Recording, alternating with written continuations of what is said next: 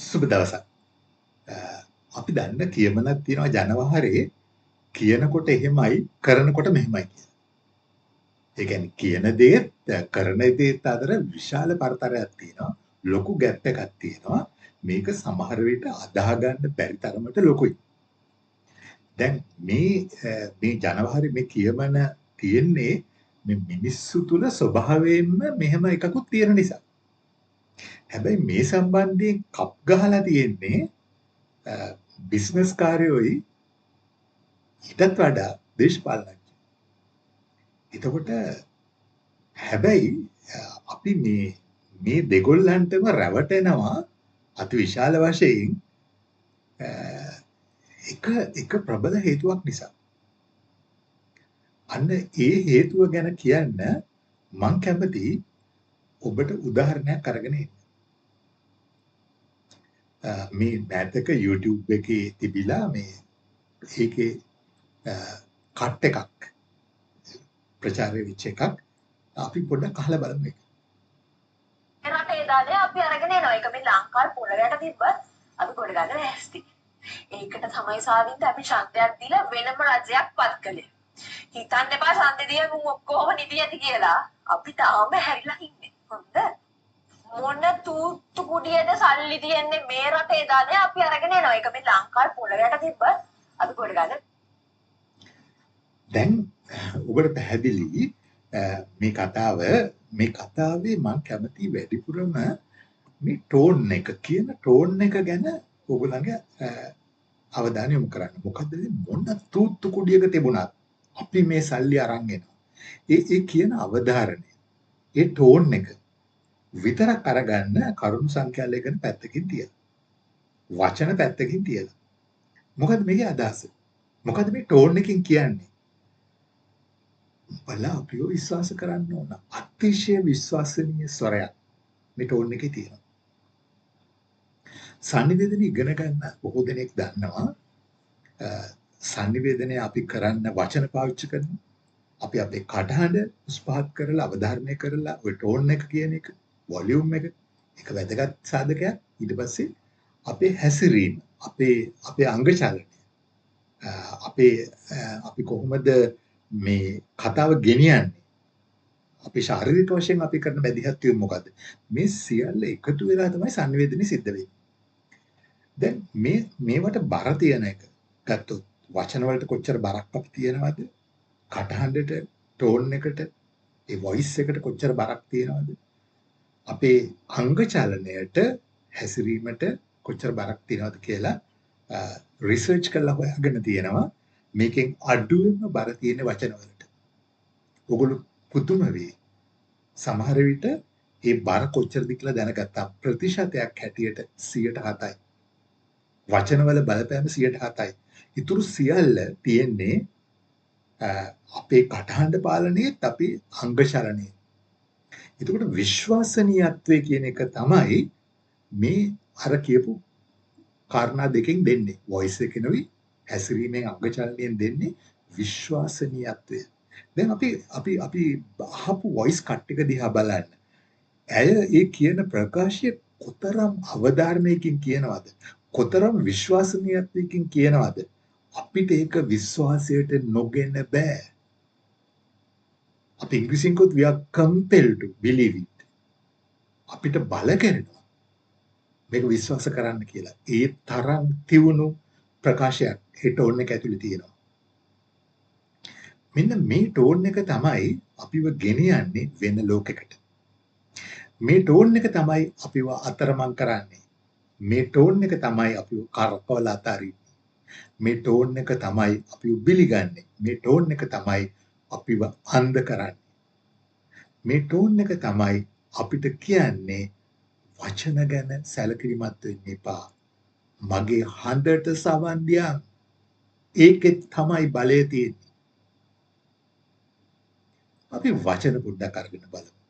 මොන තූත්තු කුඩිය තිබුණත් අපි මේ සල්ලි අරන් එනවා. ඒතර වචන වලින් තියෙන්නේ මොකද්ද? කොහේ හිටියත් අපිට පුළුවන් මේ සල්ලි අරගෙන එන්න. මේ කතාව බොරුවක්. අපි දන්නවා ජීවිතයේ අත්දැකීම් වලින් අපේ සල්ලි සමහරලාට නැති වෙලා තියෙනවා. අපිට සල්ලි අහිමි කරලා තියෙනවා. අපිව වංචාවලට අහු වෙලා තියෙනවා.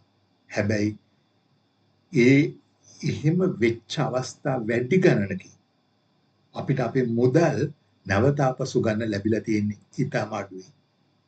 මොන බලය තිබුණත් අපි කොතරම් ශක්තිමත් මිනිස්සු වුණත් අපිට කොච්චර සල්ලි විසි කරන්න පුළුවන්කම තිබුණත් මේකේ සීමාවක් තියෙනවා. ඒ නිසා කවුරු හරි කියනකොට මොන තූත්තු කුඩියෙන් හරි ගෙනල්ලා දෙනවා කියලා. ඒ තූත්තු කුඩියෙන් කියන වචන ඇතුලේ තියෙන ටෝන් එක අපිව මුලා කරාට ඒ වචන අපිට කියනවා පරිස්සම් වෙයන් කියලා. තූත්තු කුඩියෙන් ගෙනල්ලා දෙන්න ඔබලට බෑ. සෝරි අපිට බෑ. හැබැයි අපි කියන විශ්වාසී. මෙන්න මේක තමයි කතාව. ඔගොල්ලෝ දේශපාලනඥයෙක්ගේ කතා අහන්න විශේෂයෙන්ම මැතිවරණ සමයේ මේ වගේ අති දක්ෂ කතා වචන අපිව වචන වලින් මගහරින අර ටෝන් එකයි අංග චලනයනුයි අපිව බැඳලා තියෙන කතන්දර බොහොමයක් අපිට මැතිවරණ වේදිකාවල අහන්න ලැබෙනවා. එක කාලෙක සිරිමව බණ්ඩාරනායක මැතිණිය කාලේ 970 ඉලෙක්ෂන් එකේදී හාල් නොමිලේ දෙනවා කියලා කතාවක් කියනවා. එතකොට අහනවා මේ හාල් කොහෙන්ද ගේන්නේ කියලා. නෑ අපි හඳෙන් හරි ගෙනල්ලා දෙනවා. තූත්තු කුඩියම වගේම තමයි හඳෙන් ගෙනල්ලා දෙන කතාවත්. හැබැයි 70 දශකයේ ජීවත් වෙච්ච අය දන්නවා අන්තිමට බතුත් නැතිව මඤ්ඤොක්ක කන්න උන දවස් දෙකක්. නීතියෙන්ම තහනම් කරබත් කණේක දවස් සතියට දවස් දෙකක්. ඒක තමයි උන කතාව. එතකොට හඳේ හාල් තිබුණේ නැහැ. ඔය සල්ලි ගෙන්නන්න යනකොට තූත්තු කුඩියෙන්වත් ආපහු ගෙනල්ලා ගේන්න බැරි ඒවා තියෙනවා. හැබැයි ඒ වචන අපි ප්‍රශ්න කරන්නේ නැහැ. ඒ වචනවල සත්‍යතාවය අපි හොයන්නේ නැහැ. හේතුව මොකද? අපිට ටෝන් එකෙන් විශ්වාසනීයත්වයක් දීලා තියෙනවා. ඒ විශ්වාසනීයත්වය තුළ අපි මුලා වෙලා ඉවරයි.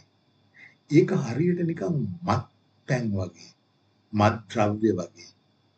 තවදුරටත් හිතන්න ඉඩක් ඒක නැහැ. අපිව ආකර්ෂණය කරලා ඇද බැඳ ගන්නවා. ඒක හරියට ආදරය වගේ, ප්‍රේමය වගේ අපිව අන්ධ කරනවා. මේකයි කතාව. ඒ නිසා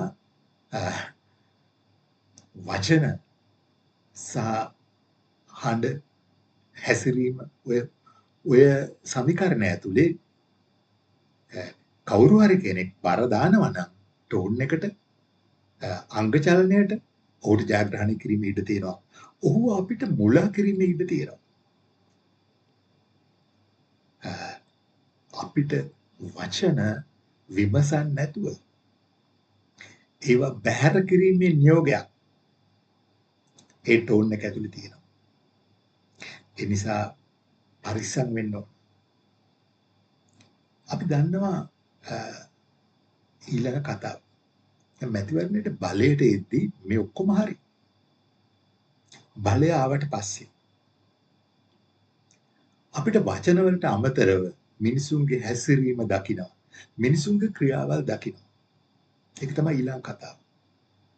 එතකොට තමයි අර වචනයි ක්‍රියාවයි අතර ગેප් එක පේන්න පටන් ගන්නේ. ඒ තවම හැකියාව තියෙනවා වචන වලින් ඇද බැද තියාගන්න පුළුවන් දක්ෂ කතිකයෙකුට අපිව තවදුරටත් මේ ක්‍රියාවෙන් සිදුවෙන දේ අතහැරලා ඒක මගහැරලා අපිව වචනේ ඒ ටෝන් එකෙන් බැඳලා තියාගන්න తాවකාලිකව. ඒකෙදි පාවිච්චි වෙන ඉතින් ලස්සන වාග්මාලාවක් තියෙනවා. තාම අවුරුද්දයි ගියේ. කල් දෙන්න ඕන. අපි ඉගෙන ගනිමින් ඉන්නවා. මේවා ප්‍රායෝගික මුණ දෙන්න ගියාම එන ගැටලු තියෙනවා. ඩීප් ස්ටේට් කියලා එකක් තියෙනවා. මේ වගේ කරුණු සංඛ්‍යාලයකන එනවා. දැන් ඩිෆෙන්ඩ් කරන්න. හැබැයි මතක තියාගන්න ක්‍රියාව හැමතිස්සෙම වචනය පරයමින් නැගිටිනවා. Deeds are more powerful than words. ක්‍රියාව වචනයට වඩා බලවත්. මොකද වචනෙන් බොරු කියන්න පුළුවන් වුණාට අපිට ක්‍රියාවෙන් බොරු කරන්න අමාරුයි. අපේ ඇත්ත ස්වභාවය පේනවා අපි හැසිරෙන විදියට. ඒ නිසා බලයටපත් වුණාට පස්සේ වචන තවදුරටත් වළංගු නැහැ. ටෝන් එකට පවත්වාගෙන යන්න පුළුවන් හැකියාව දිනෙන් දින අඩු වෙමින් යනවා. ක්‍රියාව මේ සියල්ල අභිබවා ඉදිරියට එනවා. මම ආයසරයක් කියන්නම් අර ප්‍රතිශත මතක් කරගන්න. 107ක් වචන වලට හිමි වෙද්දි ටෝන් එකට 138ක් ගියාට වැඩිම ප්‍රමාණය යන්නේ ක්‍රියාවට 155. ඒ නිසා ක්‍රියාවෙන් මතුවෙන සැබෑ යථාර්ථය වහන්න ටෝන් එකටත් පුළුවන්කම ලැබෙන්නේ නැහැ. ඒකට 155ක බරක් තියෙනවා. මේක බොහෝ ආණ්ඩු කරන අය දන්නේ නැහැ. ඒගොල්ලෝ හිතනවා මැතිවරණ කාලේ ඒ ටෝන් එකත් එක්ක අපි කරගත්ත වශීකරණය දිගින් දිගටම මේ ටෝන් එක පාවිච්චි කරලා නඩත්තු කරන්න පුළුවන් කියලා. එහෙම බෑ. ක්‍රියාව අභිබව යනවා. Deeds are powerful than the words. ඒ සංනිවේදනයේ ප්‍රබලයි 155ක් තියෙනවා.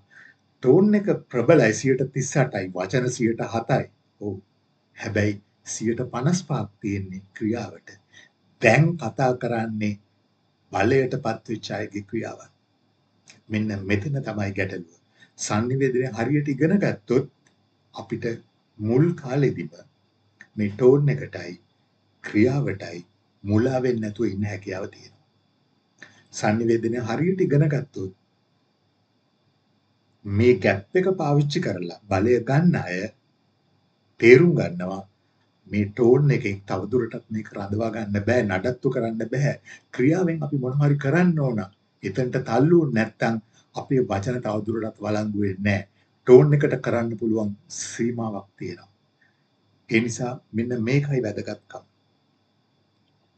දැන් මම කැමතියි තව චරිත කීපයක් ගේන්න. සිරිමාව බණ්ඩාරනායක මහත්මියගේ පාලන කාලේ පාලන කාලෙට ඉස්සෙල්ලා අපි කිව්වා පොරොන්දුවක් ගැන. මොකද්ද? හඳෙන් හරි ගෙනල්ලා අපි දෙනවා. හැබැයි ඊට පස්සේ අපි කිව්වා බත් කන්නත් ලැබුණ නැහැ සති දෙකක් කියලා. හැබැයි ඊට පස්සේ ගිය පෙළපාලිවල මිනිස්සු කියමින් ගිය ලස්සන සටන් පාඨයක් තියෙනවා. ඒ මොකද්ද? සීනි නැතුව තේ බොන්න, මිරිස් නැතුව හොදි කන්න. දැන් මේ සටන් පාඨය කියමින් යනවා. මේක ඇතුලේ නැවතත් බලාපොරොත්තු වුණේ අර ටෝන් එකට ආමන්ත්‍රණය කළා නඩත්තු කරන්න. ඒ වුණාට ඒක ක්‍රියාත්මක කරන්න බැරි වුණා. පැය 4-5 පාම් පෝලිං වල ඉන්නකොට අර වචන ප්‍රමාණවත් නැති වුණා. ඒ වශීකරණ ගුරුකම එන්න ඒවැ බලය පිරිහින්න පටන් ගත්තා. 77 වෙනකොට ඒ සියල්ල අවසන් වෙලා 6න් 5ක බලයක් එක්ක. ඉතිහාසයේ නොවිවුරු බලයක් එක්ක තමයි සිරිමාව බලයටපත් වුනේ 3න් 2ක බලයක්. ඊට කලින් කවදාවත් 3න් 2ක බලයක් කිසිම පාලක පක්ෂයකට ලැබිලා තිබුණේ නැහැ. ඒ වෙනුවට 3න් 2ක බලය ලැබිච්ච ආණ්ඩුව වැටෙනවා. වැටිලා 6න් 5ක බලයකින් ජේ.ආර් ඉස්සරහට එනවා.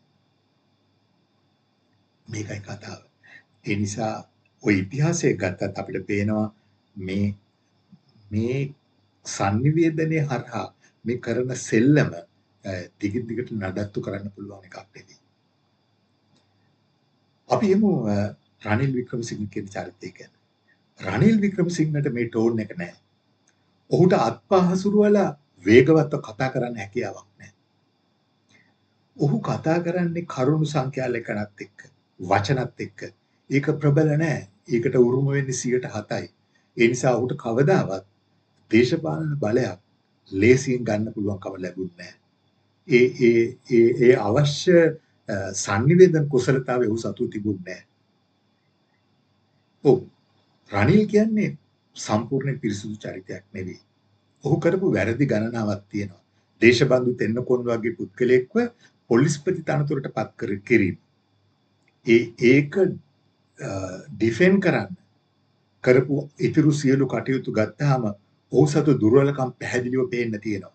ඒ ලංකාවේ හිටපු ඇතැම් පාලකයින් සමග සංසන්දනය කරද්දී ඔහු වචනයෙන් දේවල් කියනවා වෙනුවට ක්‍රියාවෙන් යම් යම් දේවල් කියන්න උත්සාහ කරපු කෙනෙක්. අ, දැන් අපි ගමු එහෙම මොනවද? එකක් තමයි දූෂණ විරෝධී පනත. ඔව්. ඔහු තනියම නෙවෙයි. IMF එකේ බලපෑමෙන් තමයි මේක වුනේ. ඒක අපි පිළිගන්නට ඕන.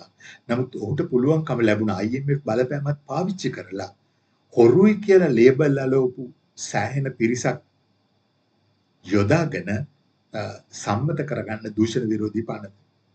ඒක ඇතුලේ තියෙන ප්‍රතිපාදන බොහෝමයක් හොරකම් කිරීම අමාරු කරන ප්‍රතිපාදන. හොරු ලව්වම මේක ක්‍රියාත්මක කරන්න ඔහුට හැකියාව ලැබුණා. හැබැයි ඒ ක්‍රියා කිසිවක් දේශපාලන පොරපිටියේ අවසාන මැතිවරණයත් එක්ක වළංගුනේ නැහැ. අපි දන්නවා මේ මැතිවරණයේදී ඔහු ජය ලැබුවේ නැහැ. ඔහුට පරාජය තමයි හිමි වුනේ.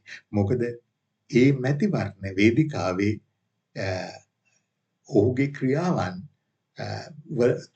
ඒක හරහා එන විශ්වසනීයත්වය පිළිබඳ කතාව ගෙනියන්න කවුරුවත් හිටියේ නැහැ. හොරු කවදාවත් මේ දූෂණ විරෝධී පනත අගය කරන්නේ නැහැ. තොරතුරු දැනගැනීමේ පනත ගෙනාවේ යහපාලන කාලේ. කරු ජයසූරිය රනිල්ගේ පාලනය යටතේ කරපු මැදිහත් වීමකින්. ඒ එකක්වත් ප්‍රමාණවත් මම කියන්නේ ඒ හැම එකක්ම එක්තරා විදියකට හොරකම් අඩු කරන්න කරපු ක්‍රියාමාර්ග. ඒවට ලොකු මේකක් තිබුණේ නැහැ. මොකද ඒ විශ්වාසනීය ටෝන් එකකින් මේ පණිවිඩ මිනිසුන්ට දෙන්න පුළුවන් කමක් ලැබුණේ නැහැ. ඔව්. හැබැයි බොහෝ ක්‍රියාවල් තිබුණා මිනිසුන්ට පේන. ඒත් මිනිස්සු ඒ වෙනකොට තීන්දුව කරලා ඉවරයි. අර ටෝන් එකත් එක්ක අපි යනවා කියලා. 76 වසරක සාපේ කියන එකේ account එකට දාලා රනිලුත් ඒ account එක ඇතුලේ ගිලිලා ගියා. රනිල් කියන්නේ ලංකාවට ලැබිච්ච හොඳම පාලකයා නෙවෙයි. ඔහු අපේ සිහින පාලකයා නෙවෙයි. නමුත් සාපේක්ෂව ගත්තාම ඔහු කරපු ඇතැම් කටයුතු ඒ ක්‍රියාවල් අර වචන 1000කට වඩා වටිනවා. හැබැයි ඒක දන්නේ ඒ ක්‍රියාව ගැන අවබෝධයක් තියෙන මිනිස්සු විතරයි. එතන තමයි තිබිච්ච ප්‍රශ්නේ. හරි. මේ සියල්ලේ අදහස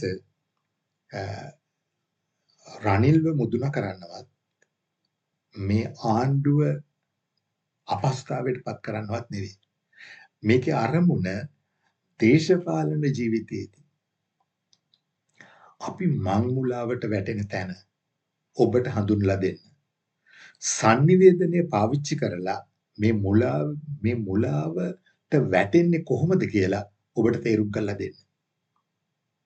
ඒ sannivedana මූලධර්මම පාවිච්චි කරලා අපි කොහොමද යම්කිසි දෙයක් හරියකට අගය කරන්න කියලා නිසි තක්සේරුවක් දෙන්න කියලා කියන්නේ. ඒක තමයි අරමුණ උනේ.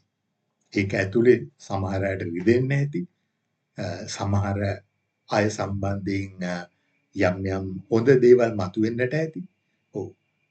හැබැයි අපි කියන්නේ මිනිස්සු වැදගත් නෑ. අවසාන විශ්ලේෂණය වැදගත් වෙන්නේ සිස්ටම් සහ අපි කොච්චර දුරට සංවේදීව ඉන්නවද? මුලා වෙන්නේ නැතුව ඉන්නවද මේ රටේ ජනතාව කියන එක.